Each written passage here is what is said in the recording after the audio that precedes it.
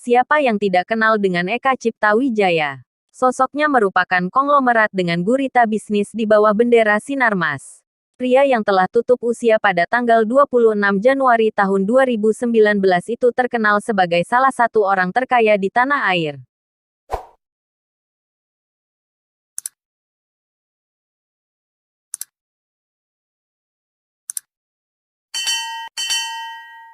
Bisnis Eka Cipta kini dipegang oleh anak-anaknya. Pada akhir 2019 keluarga Wijaya masih tercatat dalam daftar orang terkaya kedua di Indonesia versi Forbes dengan nilai harta 9,6 miliar dolar atau setara 134,4 triliun rupiah. Sebelum jadi konglomerat, Eka Cipta memiliki kisah panjang dalam membangun bisnisnya. Bermigrasi dari China, dia pertama kali menginjak Indonesia di usia 9 tahun bersama sang ibu pada 1931. Hal itu dilakukan demi menyusul sang ayah yang sudah lebih dulu tiba di Makassar, Sulawesi Selatan.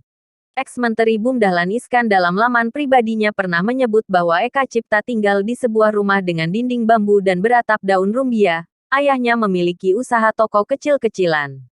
Saat itu, Eka Cipta yang memiliki nama asli Ek Chong lebih tertarik membantu ayahnya jualan ketimbang sekolah.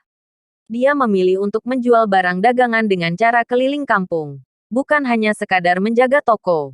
Eka Cipta yang saat itu hanya bisa bicara bahasa Hokkien juga sempat kesulitan untuk bersekolah Tionghoa di Makassar. Di usianya yang sudah 9 tahun, pihak keluarga memohon-mohon ke kepala sekolah agar dibolehkan masuk ke kelas 3. Sampai tiba saatnya lulus SD, Eka Cipta enggan melanjutkan sekolah formal dan memilih mendatangkan guru malam hari ke rumah. Alasannya, jika sekolah untuk bekerja maka dia mau bisa bekerja tanpa bersekolah.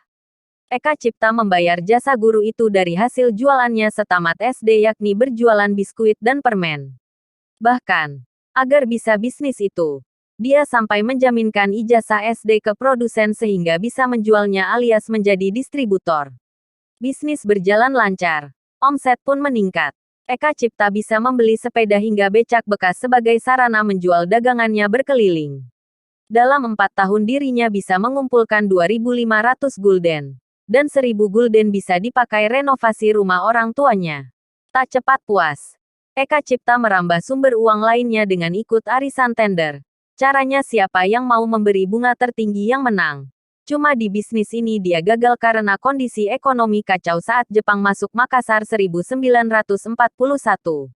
Dananya di arisan tender pun menghilang bersama pemenang tender. Eka Cipta juga berkali-kali bangkrut hingga sempat menjual sebagian asetnya. Setelah banyak jatuh bangun di Makassar, dia pindah ke Surabaya dan disinilah Sinarmas mulai dibangun dan diresmikan.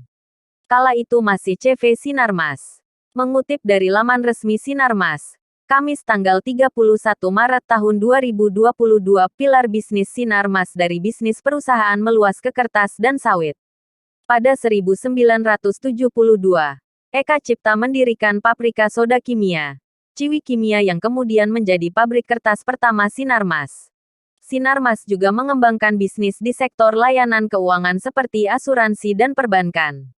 Itu adalah PT Internas Arta Leasing Company yang berdiri pada 1982. Pada 1986, ada Sinarmas Forestry mulai mengelola hutan tanaman pertamanya. Krisis 1998 bukan menjadi penghalang Eka Cipta mengembangkan perusahaannya. Sinarmas mulai melebarkan sayapnya di bidang penyediaan energi, perdagangan besar, serta infrastruktur telekomunikasi. Lalu, pada 2006, Sinarmas mengakuisisi Bank Sinta dan menjadi Bank Sinarmas. Tidak sampai di situ. Saat ini diketahui membangun industri telekomunikasi melalui smartphone. Industri pengembang dan real estate mencakup Sinarmas Land. Ada juga pilar kesehatan mencakup Eka Hospital, serta membentuk organisasi kemanusiaan seperti Yayasan Dharma Eka Cipta, dan pendidikan seperti Sinarmas World Academy.